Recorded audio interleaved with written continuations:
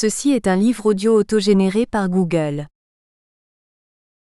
Logique sociale. Collection dirigée par Bruno Pequigno.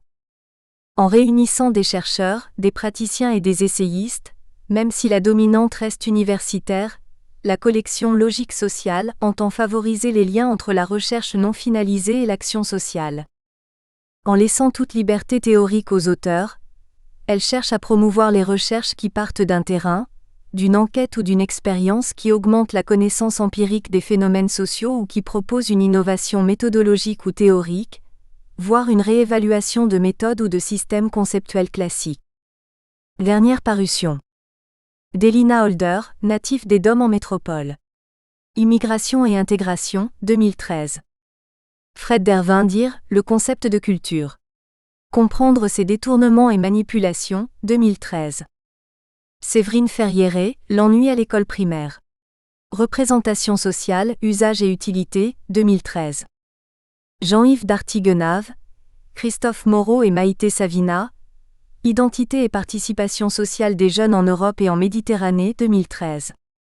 Agnès Florin et Marie Preau sous la dire de Le bien-être, 2013. Jean-Michel Bessette, Bruno Pequigno dire Comment peut-on être socio-anthropologue, 2012. Yves Lenoir, Frédéric Tupin dire Instruction, socialisation et approche culturelle, des rapports complexes, 2013. Yolande Rioux, L'identité berrichonne en question S. De l'histoire aux histoires, 2012. Pierre Vendassi, Diagnostic et évaluation, la boîte à outils du sociologue, 2012. Isabelle Georges, Les nouvelles configurations du travail et l'économie sociale et solidaire au Brésil, 2012. Pascal Bruneteaux et Nora Benarroshorssoni, Intégrer les Roms. Travail militant et mobilisation sociale auprès des familles de Saint-Maur, 2012. Mélodie Genré dire Représentation. Le genre à l'œuvre, volume 3, 2012. Mélodie Genré dire Création. Le genre à l'œuvre, volume 2, 2012. Mélodie Genré dire Réception. Le genre à l'œuvre, volume 1, 2012. Bruno Lefebvre, Ethnographie des travailleurs en déplacement, Voyage en Europe sociale, 2012. Remerciements. Remerciements. Ce livre est l'aboutissement de plusieurs années de recherche consacrées aux femmes en politique et à l'analyse de leur carrière dans ce champ particulier. Il est issu de ma thèse de doctorat intitulée « Devenir femme politique. La socialisation et la professionnalisation politique des femmes à l'aune de la domination masculine », soutenue à l'Université de Franche-Comté en 2011. C'est donc tout naturellement que mes premiers remerciements vont à mon directeur de recherche de l'époque, Alain Beer, ainsi qu'aux membres de mon jury de soutenance, Catherine Achin, Jacqueline Heinen et Armelle Lebras-Chopard. Dans le cadre de la publication de mes travaux, j'en profite pour remercier les éditions L'Harmattan, et tout particulièrement Bruno Pequigno, directeur de la collection Logique sociale. Des remerciements et une grande reconnaissance à Paulette Guinchard qui a beaucoup compté dans la réalisation de cette recherche et l'insertion dans le milieu politique. Mes remerciements vont également à l'ensemble des personnes enquêtées, chacun eux des élus ES, les collaborateurs et collaboratrices des cabinets et des services, les militants ES des partis. Sous couvert d'anonymat, ces personnes se sont confiées sur plusieurs aspects de leur vie privée, professionnelle et politique. Les parcours selon le cas banal, exceptionnel et intense. En cela, je leur exprime toute ma gratitude puisque sans elles, les travaux proposés aujourd'hui n'auraient pas vu le jour. Merci ensuite à l'Observatoire de la parité entre les femmes et les hommes, à l'association EFIGIES, aux universitaires se spécialisant en études sur le genre, ici ou ailleurs. En dernier lieu, j'ai une pensée pour chacun de mes proches mais aussi toutes les personnes qui m'ont directement ou indirectement encouragé. Et je dédie sobrement cet ouvrage à mes admirables parents. Introduction. Un nouvel objet de recherche. Septembre 2003. Ce travail s'origine dans la conclusion qui s'est dégagée de l'enquête de terrain menée dans le cadre d'une précédente recherche portant sur les jeunes militants dans les partis politiques. Celui de la faible représentativité des femmes dans les lieux de décision, y compris au sein des structures partisanes où elles étaient souvent cantonnées à des tâches militantes réputées féminines, en vertu de la division sexuelle du travail. Malgré certains dires contraires, les femmes étaient bien présentes dans les organisations politiques bien que moins nombreuses que les hommes. Néanmoins, même dans les sections et fédérations jeunes des partis, elles étaient beaucoup moins investies dans des responsabilités dirigeantes, présidence, secrétariat général, trésorerie, responsabilité de délégation, porte-parolat, etc. À la différence de leurs homologues masculins. En règle générale, cette observation valait pour toutes les tendances politiques, gauche et droite. C'est ainsi qu'un nouvel objet d'étude a vu le jour traitant, cette fois-ci, des femmes en politique avec en perspective l'appréhension de cette inégalité de traitement des hommes et des femmes dans la vie politico-élective. Toutefois, dès les débuts de ma nouvelle recherche, une première difficulté est apparue, celle de la pénurie des travaux relatifs aux carrières des femmes qui se professionnalisent en politique en vivant pour et de celles-ci à travers un engagement, une fonction et un mandat rémunérés à cet effet.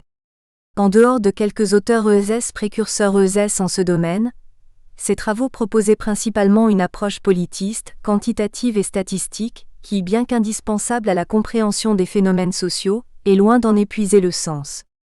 De fait, des approches en sociologie empirique appréhendant davantage les trajectoires à la fois biographiques et politiques des femmes étaient peu fréquentes.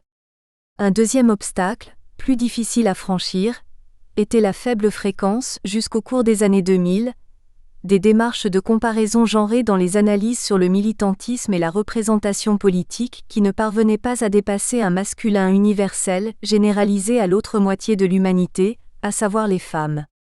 Sans être un substitut du mot « femme », le concept de genre est porteur d'enjeux politiques et contribue à rappeler l'existence des hommes et des femmes tout en s'intéressant au fait que la masculinité et la féminité ont une histoire, la manière d'être homme ou femme, la socialisation en tant qu'homme ou femme, ce que cela signifie dans une société donnée à un moment donné. Dans ce cadre, il reste important de ne pas substituer la notion de sexe à celle de genre car l'analyse des genres se rapporte à la construction sociale de la différence des sexes alors que le sexe ne correspond qu'à l'aspect anatomique et biologique de celle-ci. Ainsi, le concept de genre renvoie aux attributs psychologiques, aux activités, aux rôles et aux statuts sociaux culturellement assignés à chacune des catégories sexuelles et établissant de la sorte un système de croyances reposant sur une détermination biologique. De toute évidence, ce sont autant de domaines d'études qui font référence à l'inéluctable interaction entre les individus ES au sein des groupes dans lesquels chacun eux évolue. En cela, la transversalité du concept de genre en sciences sociales permet ce type d'approche pour appréhender les carrières masculines et féminines en politique tout en mettant en exergue les spécificités et les différences sexuées, lorsque celles-ci existent, pour mesurer et estimer la représentativité et la représentation d'une population donnée sur la scène sociale et politique. En lien avec cette démarche, ma recherche en sociologie s'est donc orientée vers un double objectif, celui à la fois de restitution et d'analyse des parcours de vie de professionnels de la politique à partir notamment de leurs paroles mais également d'observations. Parallèlement aux premières années de ma recherche, des études, principalement en sciences politiques, ont émergé suite à un premier bilan de la première loi dite sur la parité datant du 6 juin 2000. Puis, les années 2006 à 2007 ont constitué un second palier, celui de l'intronisation d'une femme candidate d'un parti de gouvernement aux élections présidentielles de 2007, Ségolène Royal pour le Parti socialiste PS, ayant de réelles chances de l'emporter par rapport à des anciennes candidates malheureuses qui se comptabilisent aisément, Arlette Laguillet, Huguette Bourchardot, Marie-France Garot, Dominique Voynet, Christine Boutin, Corinne Lepage, Christiane Taubira, Marie-Georges Buffet. En cela, l'après-Royal a été une période particulièrement boulimique de tentative d'analyse d'un cas d'exception. En effet, le phénomène Ségolène Royal, c'est en quelque sorte la femme politique qui cache les autres femmes en politique, occultant ainsi la situation sociopolitique des femmes en France. Ces femmes qui, malgré un engagement, peinent à faire carrière dans ce champ particulier. Celles qui, accédant aux fonctions politiques, peinent à les exercer en raison d'hostilités souvent sexistes à leur égard. Bref, ces femmes qui évoluent ou tentent d'évoluer dans un milieu au sein duquel les hommes sont surreprésentés alors que paradoxalement, il est d'actualité de parler de l'engagement politique des femmes dans un contexte qui se voudrait désormais paritaire. De la sorte, la question surgit de savoir pourquoi il y a encore trop peu de femmes en France à briguer des mandats électifs alors qu'elles se montrent, les sondages d'opinion l'attestent quasi quotidiennement, aussi sensibilisées que les hommes aux problèmes que connaît notre société et qu'elles ont la volonté d'apporter des modifications à l'évolution sociale, tant par le biais de leurs actions qu'à travers leurs votes pour lesquels elles se mobilisent en nommant des représentants eux-mêmes garants d'une politique déterminée. De toute évidence, les femmes sont totalement ancrées dans la politique puisqu'elles en débattent et qu'elles en font comme n'importe quel, le citoyen ne, leur participation aux élections en témoigne. Dans ce cas, pourquoi sont-elles aussi peu intégrées dans le système politique? Qu'est-ce qui freine leur participation publique? À ce sujet, il n'est pas rare d'entendre encore certains détracteurs, des deux sexes d'ailleurs, évoquer la passivité, l'extrême émotivité, l'incompréhension et l'incompétence dites féminines face à la complexité de la politique. D'après ces mêmes personnes, le décalage serait tel qu'il compromettrait l'entrée des femmes en politique, principalement à cause de leur féminité apparemment incompatible avec l'univers politique tout particulièrement. Toujours selon ces individus eux-mêmes, le métier politique est censé regrouper uniquement des hommes dans le but de respecter la nature de chacun eux et les rôles traditionnels et respectifs leur incombant. Cette soi-disant inaptitude féminine à la politique tient en fait son origine de faits historiques et culturels, ayant abouti à la construction de représentations sociales de ce type qui sont encore actuellement à l'œuvre. La monopolisation du pouvoir par les hommes et la confiscation de celui-ci aux femmes plongent ses racines historiques successives dans les conséquences de la loi salique, laquelle interdisait aux femmes de prétendre à la succession au trône sous la monarchie, l'instauration du suffrage universel en 1848 au profit des seuls hommes, les femmes n'y accédant pour leur part qu'un peu moins d'. Un siècle plus tard, ordonnance du 21 avril 1944, premières élections en 1945. Car s'il est d'usage d'évoquer la sous-représentation des femmes en politique, c'est la surreprésentation des hommes dont il est aussi question. C'est dans une approche principalement sociologique que cette étude s'inscrira face aux préjugés, clichés et images socialement ambiants. Face aux idées reçues qui tiennent spontanément et catégoriquement comme acquise l'égalité entre femmes et hommes au XXIe siècle en France, il s'agit de soutenir un postulat polémique, celui de la domination masculine que des chercheurs eux-mêmes n'ont cessé d'observer. De la sorte, cette recherche s'appliquera à traiter des femmes qui exercent une activité professionnelle dans un domaine très masculin où pouvoir est synonyme de virilité. Problématisation. Pour ce faire, il nous faudra comprendre quelles sont ces femmes, apparemment à part, qui parviennent, malgré leur catégorie sexuelle, à entreprendre une carrière en politique et ainsi à devenir des femmes politiques. Comment sont-elles arrivées, contrairement aux autres, à s'immiscer dans un univers plutôt masculin? Qu'est-ce qui conduit une minorité de femmes à réussir là, où leurs homologues féminines, bien qu'apparemment aussi volontaires, partisanes et activistes, ne se voient pas accorder la confiance nécessaire à l'attribution de responsabilités par les dirigeants des partis politiques auxquels elles appartiennent et dans lesquels elles militent pourtant intensément et régulièrement? Quels ont été le cheminement et la trajectoire des femmes politiques pour accéder, institutionnellement, au plus haut niveau de la représentativité de la population? Par quel processus d'étapes successives sont-elles passées pour en arriver à leur professionnalisation? En résumé, qu'est-ce qui détermine une femme à faire carrière en politique? A priori, c'est à travers leur engagement et leur investissement en ce domaine que les responsables politiques se différencieraient du reste de la population. Classiquement, militer, c'est s'engager pour autrui en s'unissant à des individus eux-mêmes en une fin, mais c'est aussi se mobiliser au regard des autres qui ne s'impliquent pas, peu ou en tout cas différemment et qui prêteront aux participants eux-mêmes une image et une identité associées à une organisation politique. Toutefois, les comportements des engagés eux-mêmes sont à rapprocher des motivations personnelles qui animent consciemment ou inconsciemment leurs actions. Alors quelles sont-elles chez la personne selon la situation? Quels sont les déterminants sociaux qui se sont exercés sur leur destin politique? Quelles influences sur leur motivation et leurs choix? Des stratégies ont-elles été déployées pour y parvenir? Si oui, lesquelles? En cela, quelles sont les expériences vécues par la personne? En particulier par son action, la femme engagée en politique chercherait-elle à se conférer une image positive et donc valorisante aux visées justes et égalitaires en comparaison avec n'importe quel homme en bénéficiant spontanément? En cela, sont mis en exergue les préjugés sexistes et les discriminations que subissent les femmes principalement en raison de leur appartenance au sexe féminin, entraînant ainsi des inégalités sexuelles les défavorisant par rapport aux hommes. De fait, le concept de frustration relative peut être mobilisé pour être réadapté au cas des femmes en politique. Par conséquent, la frustration, à travers ses dimensions psychologiques, cognitives et symboliques, est motrice de toute mobilisation laquelle émane de revendications et de discours contestataires donnant sens aux rapports sociaux vécus sur la base de valeurs, de satisfaction et d'espérance. Chez les femmes désirant devenir des professionnels de la politique, cette notion agit en référence aux hommes parvenant plus aisément qu'elles à faire carrière sans jamais se heurter à un sexisme pouvant les différencier, les discriminer, les sanctionner, les marginaliser, les exclure. Dans ce milieu, ces derniers ne se verront jamais reprocher d'être hommes, et encore moins femmes, dans l'exercice politique. C'est donc dans cette perspective que les femmes souhaitant s'engager et faire carrière en politique le font en référence aux normes, codes et modèles dominants, valorisés et prestigieux du champ politique. Ceux des hommes ne se heurtant pas à ce genre de difficultés, résistance ou opposition en cas de professionnalisation politique. Dans ce contexte, et nous le verrons dans l'analyse de mon enquête de terrain, ces femmes politiques constituant mon objet d'étude vivent mal les inégalités sexuelles et envient à juste titre la position prestigieuse de beaucoup d'hommes qu'elles cherchent à imiter afin d'accéder à un statut équivalent qu'elles revendiquent directement ou indirectement.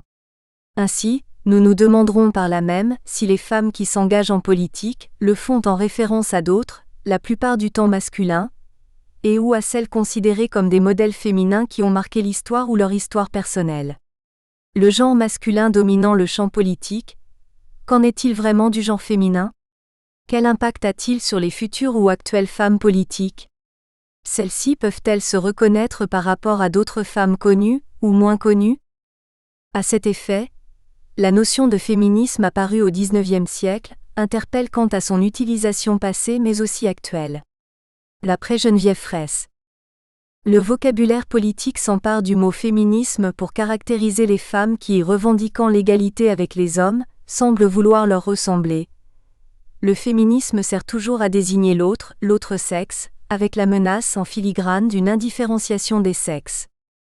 Dans ces conditions, ces femmes politiques sont-elles et se présentent-elles comme féministes puisqu'elles veulent tendre à une égalité des sexes tant dans les discours que dans les faits? Si tel est leur positionnement, les féministes assumées sont très souvent perçues de manière négative voire menaçante pour nombre d'hommes, encore plus ceux valorisant et préservant une posture, des privilèges et des bastions virils comme c'est le cas dans le champ politique. Méthodologie.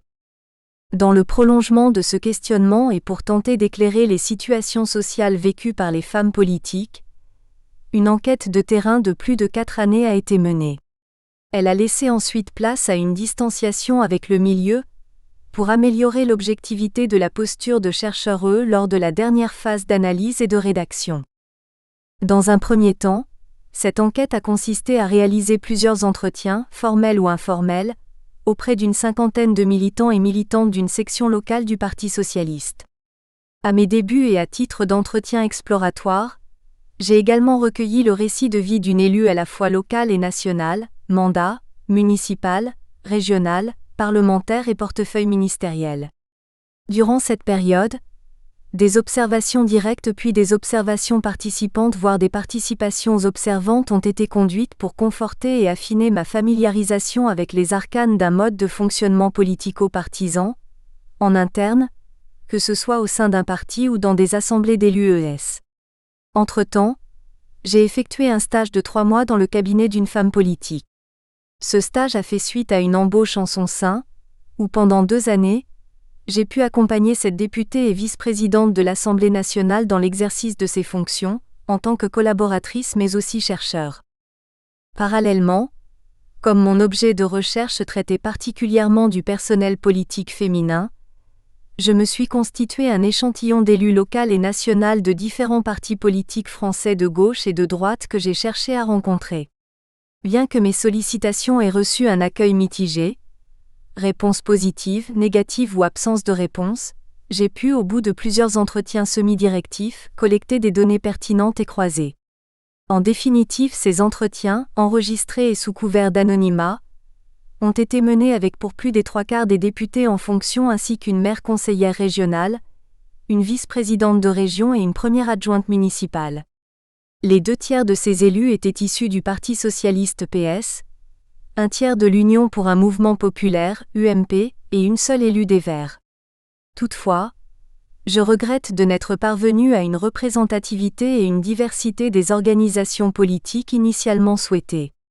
Ainsi, ces femmes politiques se sont prêtées aux entretiens semi-directifs d'une durée comprise entre 1h30 et 3h chacun. Ces entretiens ont consisté à mettre en lumière leur trajectoire biographique individuelle, parallèlement à leur évolution au sein du champ politique.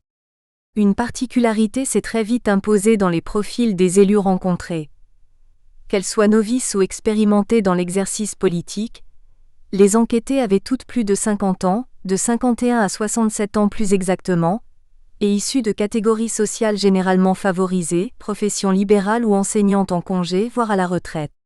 Dès lors, à partir du moment où elles ont été élues, la plupart ne cumulaient plus une activité professionnelle avec leur activité politique. En ce sens, au fil de mes travaux, lorsque je propose leur parole à travers certains extraits des entretiens réalisés, j'ai toujours pris grand soin de citer certains déterminants sociaux pouvant éclairer leur situation sociale. Leur sexe, leur âge, leur fonction, leur étiquette partisane voire dans le chapitre concerné, leur situation maritale et le nombre d'enfants. Idem pour les autres enquêtés. Par la suite et dans la perspective d'une démarche de comparaison genrée, des entretiens semi-directifs, d'1h30 à 3h, ont également été réalisés avec des élus masculins afin d'appréhender aussi leurs itinéraires biographiques et politiques. Au moment de l'entretien, ces hommes politiques avaient entre 36 ans et 65 ans, la plupart étaient issus du Parti socialiste, un seul chez les Verts, tous élus locaux, conseillers ou adjoints municipaux. Presque tous, en dehors d'un élu interviewé à la retraite, étaient en activité professionnelle, enseignants ou de profession libérale. Un seul était sans enfant au moment des entretiens. La proximité géographique avec ces élus interrogés était appréciable, d'autant plus que les parlementaires hommes sollicités n'ont pas répondu à ma proposition d'entretien sur ce sujet. De surcroît, il m'a été permis de visiter l'Observatoire de la parité entre les femmes et les hommes, et de m'entretenir de mon objet d'étude avec sa secrétaire générale de l'époque. Pour finir, des entretiens approfondis de collaborateurs et de collaboratrices de cabinets d'élus ESS ont été menés. Ces professionnels l'ESS de l'ombre ont pu apporter un regard complémentaire et détaché sur les comportements d'hommes et de femmes politico-publics. En multipliant ainsi les angles d'abord du monde politique, je pense m'être donné les moyens de comprendre comment s'y jouent les rapports entre hommes et femmes et quels en sont les déterminants fondamentaux. D'autant plus qu'il faut y adjoindre sur un mode informel, sans doute inquantifiable mais néanmoins inestimable, de nombreuses discussions en off avec un certain nombre d'élus ESS qui ont ainsi pu s'extraire d'un politiquement correct ambiant, voire de stratégies séductrices et électoralistes. Ces échanges permettant de mettre à jour certaines attitudes et opinions dissimulées sur l'altérité dans le champ politique et la question du partage du pouvoir entre les individus ES. Plan. Cet ouvrage tente d'analyser les carrières politiques des femmes en France en appréhendant, à travers leurs trajectoires individuelles, leur socialisation et leur professionnalisation dans un champ où la domination masculine participe à les reléguer au second plan. Pour ce faire et dans un premier temps en guise de prologue, j'introduirai sur le concept de genre et ses apports dans une telle analyse en lien avec les mouvements féministes qui ont participé à ce positionnement. En cela, la démarche d'une telle réflexion transversale en sociologie des genres fait référence aux principaux et divers domaines constituant les rapports sociaux de sexe, corps, santé, famille, école, emploi, travail, retraite, couple, travail domestique. Par la suite, la première partie traitera de la vie publique et plus particulièrement du champ politique où là aussi, des caractéristiques sexuées s'exercent et déterminent l'engagement des individus et leur professionnalisation avec les conséquences d'une absence de parité domestique influant sur leur possible carrière. La deuxième partie prolongera le constat d'une faible représentation des femmes dans les fonctions politiques, en raison d'une différenciation des sexes en défaveur de celles-ci.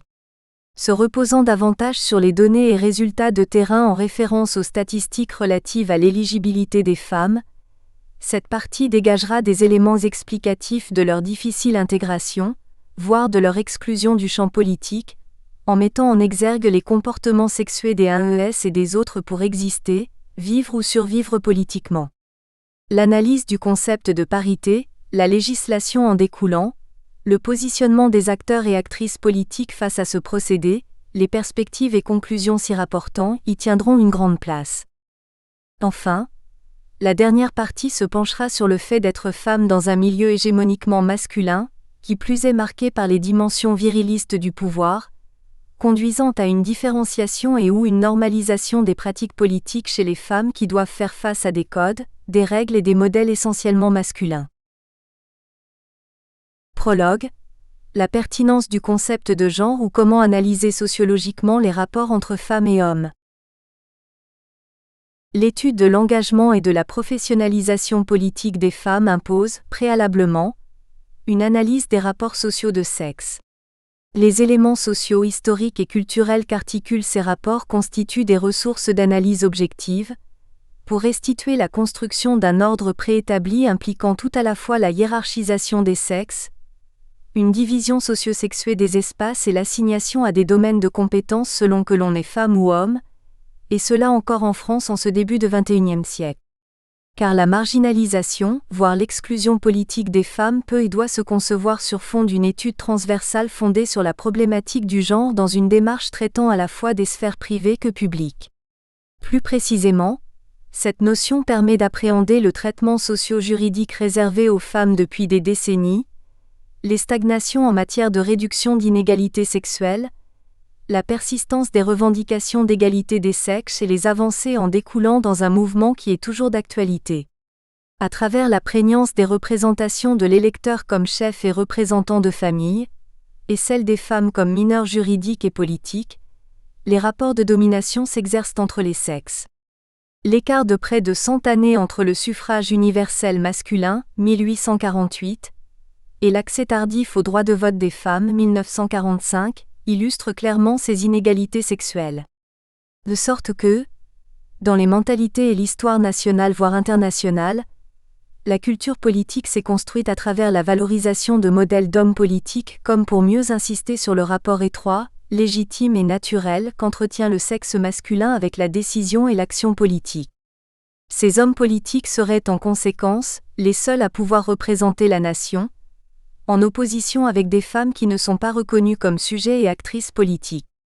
En cela, l'exclusion des femmes du champ politique et leur minorisation dans ce champ sont inséparables d'un phénomène plus large de domination des femmes par les hommes qui couvre l'ensemble des champs de la pratique sociale et dont tente de rendre compte le concept de rapports sociaux de sexe à travers une dynamique de genre. Encore aujourd'hui, il est assez fréquent en sociologie comme dans les disciplines annexes, de ne pas faire émerger des caractéristiques sexuées dans l'analyse globale des groupes sociaux. Des chercheurs expliquent ou justifient cette démarche par une volonté d'égalité voire de nivellement des individus ES, selon un principe d'universalisme républicain, dans le traitement des données recueillies. Ainsi, celui-ci tend-il à neutraliser le sexe sans le différencier ni même l'inférioriser avec cependant, le risque de dominance d'une généralisation de la catégorie du masculin appliquée tant aux hommes qu'aux femmes. De la sorte, le recueil et le traitement des données peut porter sur la classe sociale indépendamment de la catégorie sexuelle. De plus, selon d'autres analystes, les pratiques et attitudes des femmes et hommes, en tant qu'êtres sociaux, ne se différencieraient pas objectivement et en conséquence, une distinction des sexes dans les sciences sociales constituerait une dérive de communautarisation, en l'occurrence du sexe féminin. Pourtant, les apports scientifiques anglo-saxons portant sur le gender ont contredit les choix d'une méthodologie unisexe ou asexuée. En effet, sa traduction française, le genre, doit se substituer à la notion de sexe car l'analyse des genres met en exergue la construction sociale de la différence des sexes, alors que le sexe ne renvoie qu'à l'aspect anatomique et biologique de celle-ci. Au contraire, la notion de genre englobe les attributs psychologiques, les activités, les rôles et statuts sociaux culturellement assignés à chacune des catégories sexuelles qui établissent, en conséquence, un système de croyances reposant sur une détermination biologique de ces derniers éléments. Ainsi, une démarche genrée se justifie dans le cas de certains objets de recherche, dont le mien bien évidemment, si bien que le concept de genre s'est progressivement imposé en France, au point de presque devenir une démarche à la mode avec le risque de son affaiblissement futur. D'ailleurs, dans certains travaux, l'utilisation et la banalisation de ce mot ne semblent se justifier ni méthodologiquement, ni conceptuellement tant il ne sert qu'à se substituer au terme femme ou sexe. D'autre part, la littérature scientifique construite autour de cette notion transversale regroupant tant le féminin que le masculin, repose essentiellement sur des études dont les auteurs sont principalement des femmes, lesquelles se retrouvent parfois négligées, dénigrées, voire dévalorisées dans la production des travaux. Pour preuve, le raccourci qui peut être fait à l'encontre de ces chercheuses, lesquelles sont automatiquement perçues comme militantes, féministes et subjectives dans le traitement sociologique des données, où la qualité première repose sur la maîtrise d'une objectivité dans leur exploitation. Ce sont là autant de raisons qui militent en faveur d'une mise au point du concept de genre, à laquelle ce prologue sera consacré. Cette démarche permettra en même temps d'en préciser l'usage que nous en ferons, en nous situant dans les débats qu'ils n'ont pas manqué de susciter entre ceux et surtout celles qui en ont fait usage, ou en ont quelquefois récusé l'usage. 1. Le ou les féminismes en France. Courant d'idées et de luttes concernant les droits des femmes, le féminisme devient dans certaines périodes historiques, un mouvement social et politique pour l'émancipation des femmes. Il désigne aussi un corpus théorique. Telle est la définition donnée du féminisme en sciences sociales. Ainsi, cette notion, apparue au XIXe siècle, nous renvoie aux deux directions qu'a pris ce mouvement à la fois social et politique procédant d'une idéologie prônant l'égalité des sexes, bien que cette pensée puisse se présenter sous diverses formes. A. Les théories féministes. Droit de vote, droit d'être éligible, scolarisation prolongée, procréation maîtrisée, accès massif au salariat. La seconde moitié du XXe siècle a été, pour les femmes, le cadre d'évolution majeure favorisant leur conquête de la citoyenneté. Pourtant, cette succession d'avancées dans les droits des femmes ne peut dissimuler tout un pan de l'histoire de France défavorable à celle encore associée à la nature plutôt qu'à la culture, avec comme prétexte récurrent, leur soi-disant incapacité naturelle à accéder à la raison. D'ailleurs, ce n'est que récemment qu'il a été question d'une histoire des femmes, tant ces dernières, assimilées spontanément à la passivité, ne sont pas ou sont peu apparues dans l'historiographie au sein de laquelle leur rôle historique a été longtemps occulté. Occulté parce que les femmes, les oubliées de la Révolution et de la Déclaration des droits de l'homme, ne pouvaient s'assimiler aux domaines considérés comme des bastions masculins que sont la politique, l'économie ou l'armée. Ainsi, dans les représentations tenaces véhiculées dans notre société, les femmes sont associées à l'intérieur, au foyer, à la sphère privée alors que les hommes, eux, sont assimilés à l'extérieur, à l'espace public. Différenciés sexuellement, ici anatomiquement, s'est instaurée une hiérarchisation sociale débouchant sur une identité, un rôle et un comportement fortement sexués. Pour le résumer, l'autre, porteur de différence, ne peut pas être mon égal, d'où un féminisme de la différence et un autre de l'égalité, bien distincts l'un de l'autre. Ces deux principaux courants au sein du féminisme s'articulent autour du principe de la domination masculine. Se référant à l'œuvre de Simone de Beauvoir, les féministes dites radicales, les égalitaristes ou universalistes, rejettent le présupposé déterministe d'une spécificité féminine complémentaire d'une spécificité masculine, c'est-à-dire d'une différence de nature entre eux, idée contraire au postulat de l'existentialisme, car pour elles, les sexes ne sont que des produits sociaux et historiques. Toujours selon ces féministes, ce présupposé, reposant sur des théories naturalistes et essentialistes, entraîne inévitablement des discriminations sexuelles. Inspirés par la psychanalyse, les différentialistes ou essentialistes se basent au contraire sur la différence biologique des sexes, afin de soutenir une pensée de la dualité du genre humain qui a cependant peu de résonance en sciences sociales. Par conséquent, d'un côté les universalistes associeraient égalité et identité alors que de l'autre, les essentialistes sépareraient ces deux concepts qui n'iraient pas forcément de pair selon elles. Et c'est donc sur un fondement naturaliste que repose la construction, la séparation, voire l'opposition des deux catégories sexuelles visibles que sont les hommes et les femmes. Dans cette perspective, l'histoire, discipline alliée de la sociologie, permet de comprendre de manière globale le mouvement féministe et de façon plus précise les femmes en politique. En effet, comment appréhender mon objet de recherche sans faire de détour par le passé, lequel reste explicatif de l'exclusion historico-culturelle des femmes dans la sphère publique qui se constate encore actuellement ?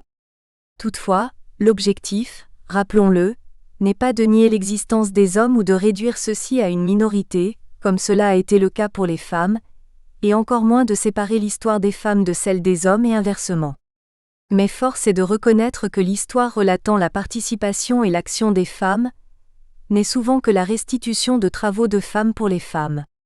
Pour preuve, l'auditoire ultra-féminin des colloques, des séminaires, des réunions, etc., qui y sont consacrés, comme si les questionnements et travaux portant sur le genre ne pouvaient et ne devaient concerner que les femmes.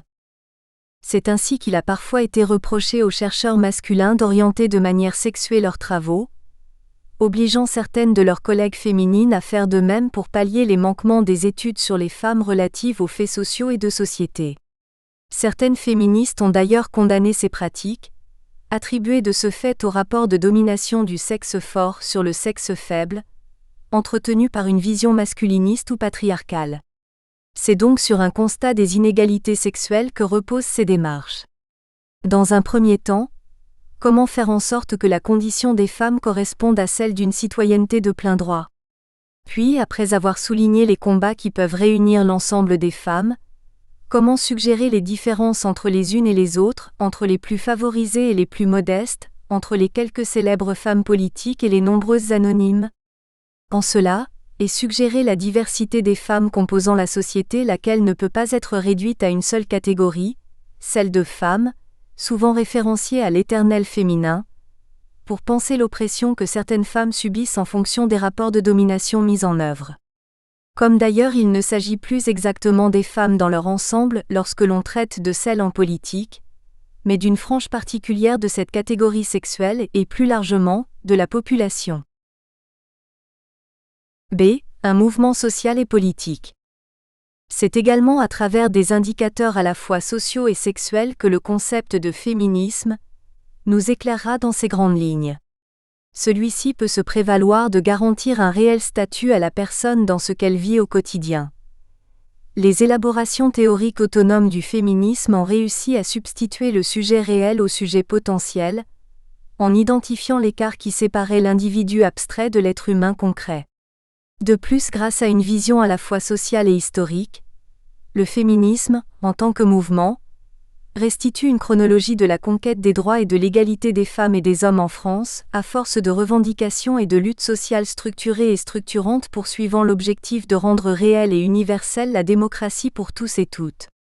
En tant que mouvement social et politique, marquant le passage d'un je à un nous, les spécialistes particularisent deux vagues du féminisme. La première se situant à la fin du XIXe siècle et la seconde dans les années 1970. Plus précisément, la période allant de la fin du XVIIIe à la fin du XIXe siècle va être marquée par la contradiction entre l'égalité formelle proclamée par les révolutions 1789, 1830, 1848, 1871 et les inégalités réelles des conditions sociales frappant les femmes comme les ouvriers. C'est d'ailleurs sur cette limite de droit universel de l'homme, dont les femmes ne bénéficient pas, que repose alors le mouvement féministe. En 1792, Olympe de Gouges va ainsi proposer une déclaration des droits de la femme et de la citoyenne comme pour mieux insister sur le sort des oubliés de la Révolution française. Concernant toujours cette première période, sous la Troisième République, le féminisme, diffus dans toute l'Europe, devient un mouvement à part entière relayant de nombreuses revendications de femmes qui ont attrait à l'éducation, au travail, à la famille, à la maternité, à la justice, à la politique et même à la paix. Bien que disposant de divers modes d'expression, le mouvement féministe n'en conserve pas moins la même fin, parvenir à améliorer la condition féminine et pour celles jugées les plus radicales, à l'abolir dans l'optique de désexuer une société jugée inégalitaire. Durant cette période, plusieurs associations et clubs féminins, pourvus de peu de moyens financiers, voient le jour et fédèrent l'ensemble des classes sociales, même si la participation des plus aisés y est facilitée et y reste prédominante. Un féminisme populaire, moins marginalisé, rassemblant des femmes issues du prolétariat et de la classe moyenne, se distingue toutefois, car ces luttes portent également sur des revendications sociales auxquelles adhèrent femmes et hommes. Bien que ces femmes revendiquent, in fine, des droits économiques et politiques, leur démarche consiste déjà à parvenir à une société socialiste, garante d'égalité, en unissant leurs forces à leurs camarades masculins, à travers la lutte de tous les travailleurs et travailleuses. Cette idée tenace d'un combat asexué en plusieurs étapes, spécifique à la France, n'est pas partagée par les féministes anglo-saxonnes qui, elles, très vite, se sont distinguées par le fait que l'émancipation des femmes ne pourrait être que l'œuvre des femmes elles-mêmes.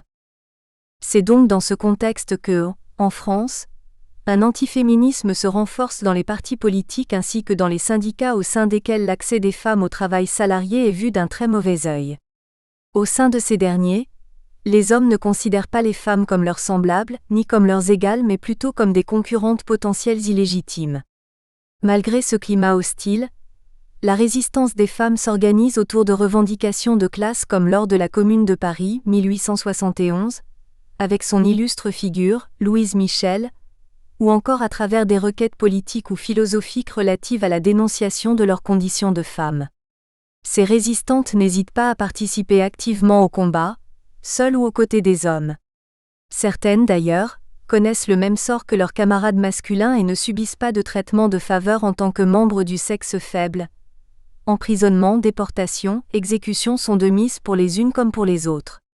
Cependant, ces luttes féminines sont souvent négligées, voire occultées dans les travaux de beaucoup d'historiens, où les femmes sont les grandes absentes et sont rarement décrites comme de possibles héroïnes.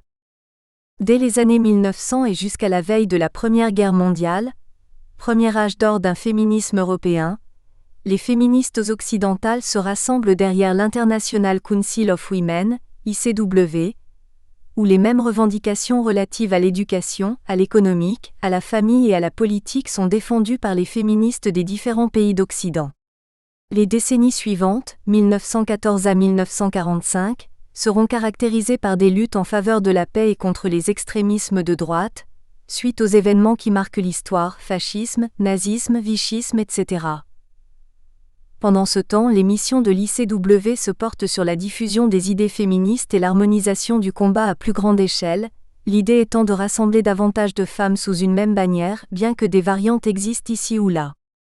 Très vite, le combat historique des femmes pour l'égalité des droits se centre principalement autour de la lutte pour le droit de vote et l'éligibilité. Car les femmes ont bien compris qu'en devenant enfin électrices voire élues, elles pourront davantage peser sur le jeu politique dont elles ont été jusqu'alors écartées, aussi bien dans les partis construits par et pour les hommes que dans les assemblées politiques où l'absence de partage de pouvoir aux mains des hommes est de vigueur. Comme Mariette Sinaud l'a rappelé, de tout temps et à toutes les époques, le pouvoir politique a été non seulement investi, accaparé par les hommes et par eux seuls, mais encore lié à l'exercice de la puissance virile. Par conséquent, l'identité féminine qui se répand dans la société est fabriquée à partir de l'exclusion légitimée des femmes du champ politique, civique et civil, par opposition à l'image de l'homme citoyen maîtrisant ce champ. D'ailleurs, l'idée récusant la femme comme sujet politique et l'instituant à l'inverse comme une mineure sous tutelle paternelle ou maritale, suggère que l'électeur représente sa famille. Les partis politiques, représentatifs du retard français sur la condition féminine, et tout particulièrement ceux de gouvernement, comptent un faible nombre de militantes et n'offrent pas ou si peu de perspectives de carrière politique aux femmes. La plupart du temps, celles-ci sont confrontées en leur sein à une division sexuelle du travail, en se voyant réserver des tâches prolongeant celles qui sont les leurs dans l'univers domestique. Les comportements et pratiques sont encore plus éloquents lorsque les femmes, malgré un climat de défiance à leur égard, font preuve de résistance dans leur engagement. Car celles qui tentent de forcer ce monopole sont perçues comme des usurpatrices transgressant deux principes essentiels, celui de la hiérarchie des sexes et celui de la division du travail entre eux. L'autre période du mouvement féministe qui se situe dans les années 1960 à 1970, plus d'une vingtaine d'années après le droit au vote et à l'éligibilité accordée en 1944, tourne autour de revendications universelles garantes d'une citoyenneté totale et réelle, comme celle dont peuvent jouir les hommes. Mais elle repose également sur de fortes demandes spécifiques aux femmes, telles que la maîtrise de la procréation. Les historiens rapportent systématiquement le mouvement de libération des femmes, MLF, à cette période, même si celui-ci, inspiré du Women's Lib américain, n'est pas le seul, car d'autres associations, incluant pour leur part quelques militants hommes, investissent la scène sociale telle que le planning familial et le mouvement de libération de l'avortement et de la contraception, MLAC. Ainsi, le MLF se distingue du mouvement social de mai 68 avec lequel il prend ses distances pour ne pas avoir intégré et relayé la lutte sociale particulière aux femmes. C'est pourquoi le MLF se veut non mixte, afin de ne pas reproduire une hiérarchie des sexes en son sein en donnant et laissant exclusivement la parole aux seules femmes qui condamnent, de la sorte, toutes les formes de domination vécues. Le choix de non-mixité de cet espace de lutte sociale à travers une expression féminine a pu interpeller, bien que ce positionnement ait favorisé l'émergence de problèmes et problématiques concernant nombre de femmes, lesquelles sont passées collectivement d'une identité sexuée à une identité sociopolitique. C'est que le féminisme ne se rapporte pas qu'à un inventaire de questions de femmes, mais au-delà, à des questions de société touchant l'ensemble des individus ES. Ainsi, à travers leur combat, les féministes accusent la famille d'être le support et le relais du patriarcat, notamment à travers le mode de production domestique et la division sexuelle du travail domestique longtemps invisible. De plus, ce travail non salarié des femmes à la maison est rapporté à une caractéristique biologique féminine sans être inclus dans l'économique ni, en conséquence, valorisé comme il le devrait. En ce sens, les représentations sociales, opposant la reproduction féminine à la production masculine et cantonnant la femme au foyer pour réserver l'exercice de l'activité professionnelle, participent à une division socio-sexuée du travail, laquelle enferme la femme dans une situation de double dépendance, économique et identitaire. Économique, car le travail domestique n'est pas rémunéré pour celle qui s'en acquitte. Identitaire, parce que l'idée que ces tâches reviennent aux femmes est normalisée, et n'apporte point de reconnaissance dans le privé comme dans le public. De fait, cette identité féminine se rapportant au privé, ne peut se concevoir que comme une identité de procuration toujours par rapport à une tierce personne. Être la fille de, la sœur de, la conjointe de, la mère de. Pour certaines féministes, la famille symbolise ainsi le lieu de l'oppression et de la domination par excellence à travers le corps, la sexualité et la force de travail des femmes. C'est toute cette dimension invisible de l'exploitation domestique qui est critiquée par les féministes, qui veulent mobiliser les autres femmes à travers cette prise de conscience. De la sorte, l'insoumission à l'économie domestique entraînera, selon les féministes, l'émancipation des femmes. C'est en ce sens que l'on peut affirmer que les féministes font de la politique à travers leurs préoccupations, dénonciations, contestations et requêtes transcendant parfois la séparation entre sphère privée et espace public, entre travail salarié et travail domestique, tout en prenant leur distance avec la politique institutionnelle. Cette spécificité française dans la stratégie féministe constitue un élément d'explication, parmi d'autres, du retard de la France en termes de faible représentativité des femmes en comparaison de la Scandinavie car, au moment où il était le plus puissant, dans les années 70, le mouvement féministe ne s'est pas soucié de revendiquer le pouvoir politique, de faire pression sur les partis pour qu'ils accordent plus de responsabilités aux femmes. Il est cependant évident que d'autres raisons historiques et culturelles, qui seront développées par la suite, peuvent expliquer ce retard. Cela étant, la contestation, même minoritaire, peut résonner à l'intérieur des partis politiques, davantage à gauche qu'à droite selon les valeurs de chacun. Déjà en 1978 au Parti socialiste, les premiers débats sur ce que l'on nomme aujourd'hui la parité s'articulent autour de ce concept. Il est demandé d'instaurer des quotas de 50% de candidates sur les listes électorales, de la part de militantes surnommées les frondeuses. De plus, depuis 1944 jusqu'à nos jours, des commissions femmes voient le jour dans les partis très masculins qui comptent sur les principales intéressées pour relayer les thématiques dites féminines. L'enjeu femme fait dès lors son apparition pour les partis et leurs candidats, mais il repose officieusement sur une stratégie électoraliste à l'égard de celles devenues électrices qui représentent aujourd'hui 53% de l'électorat. Les premières secrétaires d'État, puis ministres sont aussi nommées en fonction de cette nouvelle donne. D'autre part, la médiatisation du MLF favorise le changement des mentalités de la législation et des pratiques grâce à des slogans simples et percutants rompant avec le politiquement correct ambiant. Un homme sur deux est une femme. Il y a plus inconnu encore que le soldat inconnu, sa femme. Notre corps nous appartient. Un enfant si je veux et quand je veux. Le privé est politique, ou une femme sans homme c'est comme un poisson sans bicyclette. Et c'est à travers l'expression de ce combat que l'enjeu récurrent pour le mouvement est de ne pas réduire le féminisme à un groupe biologique, en l'occurrence les femmes, mais plus globalement à un groupe social à travers la mise à jour de discrimination, voire d'oppression dont font l'objet les personnes en raison de leur sexe. C'est donc dans cette perspective que le sexe devient politique. De plus, malgré diverses théories et stratégies politiques pour combattre l'ennemi principal, c'est-à-dire le système patriarcal, le mouvement féministe se veut représentatif de toutes les femmes en tant que groupe dominé, même si certaines lui reprochent son embourgeoisement, puisqu'il recrute essentiellement dans les catégories aisées, ainsi que son intellectualisation du fait qu'il soit principalement conduit par des intellectuels. À ce sujet, différents clivages politiques internes au mouvement féministe ont été mis à jour. Le courant bourgeois, ou libéral, opposé au courant socialiste, et radical. De plus, le mouvement féministe occidental a été aussi critiqué pour son absence de considération d'autres revendications. Nous espérons que vous avez apprécié cet aperçu. Pour continuer à écouter ce livre audio sur Google Play Livres, utilisez le lien dans la description de la vidéo.